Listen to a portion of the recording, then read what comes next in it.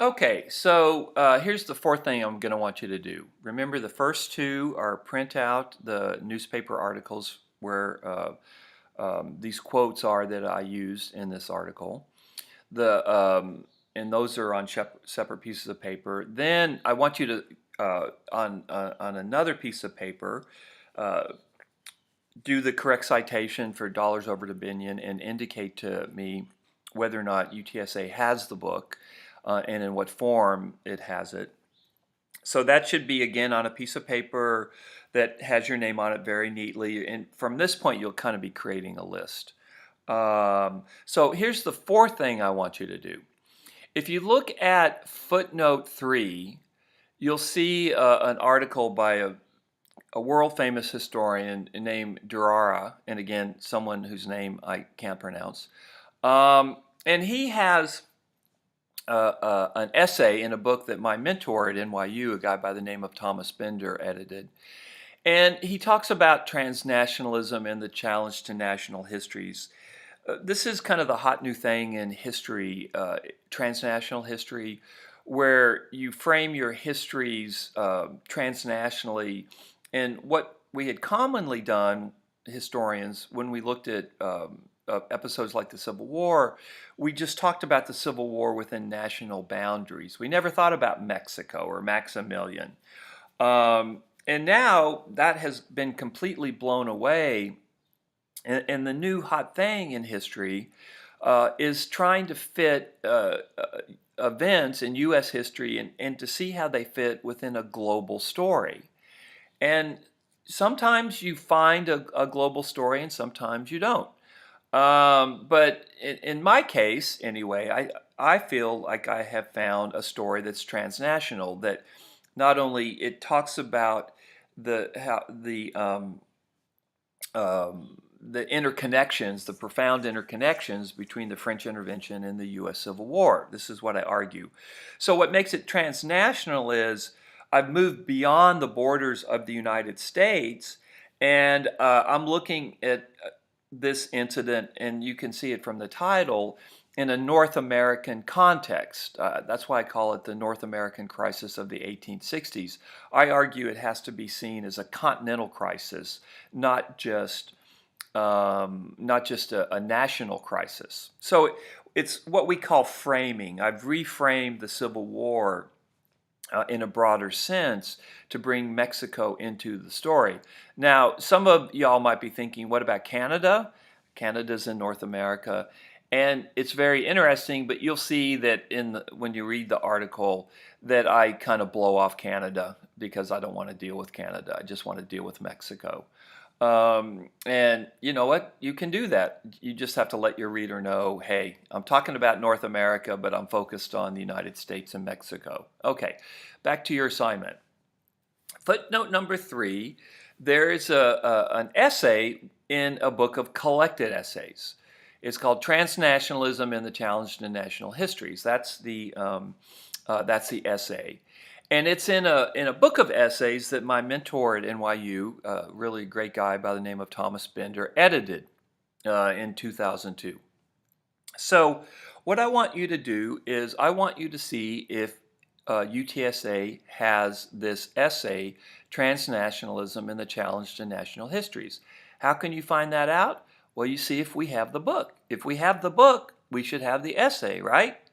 So what you do is, I want you to go in to Library Quick Search, and I want you to see if we have the book Rethinking American History in a Global Age. And if we do, we should have the article on transnationalism by Durara. Again, I probably said his name wrong. This would be number 2 on that third sheet of paper that I'm asking you to create for this assignment. Remember, the first 2 are the newspaper articles that I want you to print out. The third is the dollars over dominion. Do we have it? The third is on a separate sheet of paper with your name on it. Do we have dollars over dominion? Just under that, I want you to put number 2. And I want you to see if we have Rethinking American History in a Global Age. Okay? So on that third piece of paper that's not the newspaper articles, I want to see, I want you to get to the practice of going to our library and seeing if we have the articles that appear in footnotes. And you can just do a list. Do the dollars over Dominion first, that's number one. Number two, the Bender book.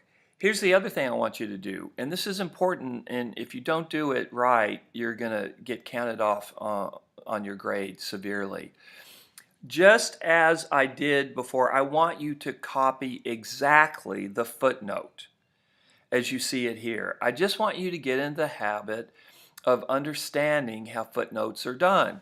And notice how in this one, what you're seeing is how an essay is cited, an essay that appears in a larger collection.